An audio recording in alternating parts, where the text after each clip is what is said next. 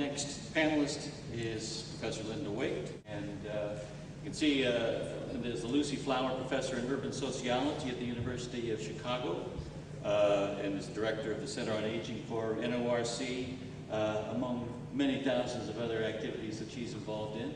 And of course, Professor Easterlin already mentioned her important topic of why marriage matters. The whole topic of marriage and the family, of course, is one for which she is worldwide famous.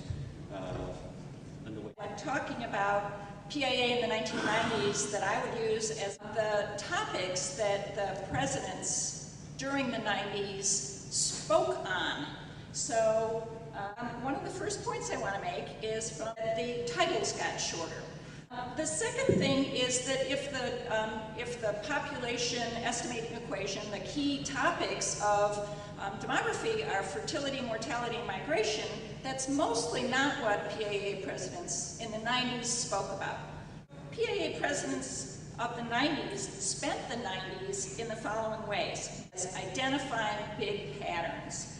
I put Larry Bumpus's talk, What's Happening to the Family, and what he said basically is the things that were causing marriage and family change, more individualism and reduction in fertility, were not changing anytime soon. They were deeply rooted, and don't look for these things to reverse. And next presidential address by Ron Rinfus, he pulled together patterns of transition in status across a whole bunch of dimensions and put them together in a very compelling way to show how overlapped they were, particularly during the young adult years. The next was my presidential address, where I sort of stumbled across similar findings across a range of outcomes where everybody knew the outcomes, but they had never put them together. And the fourth is Massey's Age of Extremes, where he was an early identifier of the increased divergence in economic well-being in the population, but pointed to the consequences for residential segregation, for the geographic distribution of the population. In all of these cases, presidents of the PAA set a research agenda in this work. The second thing that PAA presidents do, the second category, is what I'm calling big theory. And I have two presidential addresses in this category. Udry's talk really argued that there may be a biological substrate to differences between men and women and to differences across women. That the reason that some women picked the careers they did, or married early, or had the number of children that they had, might have to do with biology.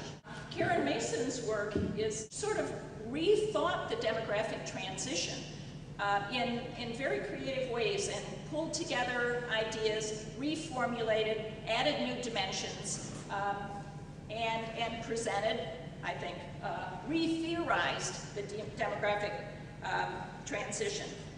The third thing was what I call pointing the way. And here I include Al Hermelin. What he did was to argue that the lessons we learned as demographers in family planning, research and practice could be applied to research and practice in the demography of aging. The next was Ann Pebbley's, in which she argued that demographers should be thinking about population and the environment more, and that there were important things we had to contribute. The last talk is Andy Cherlin's talk, and Cherlin was saying, be careful about how you use and potentially misuse social science research. So, many of these talks were interdisciplinary. Many people brought together different and pretty far-ranging disciplines. They pulled together approaches, they pulled together concepts, they pulled together findings, and they pulled together data from different fields.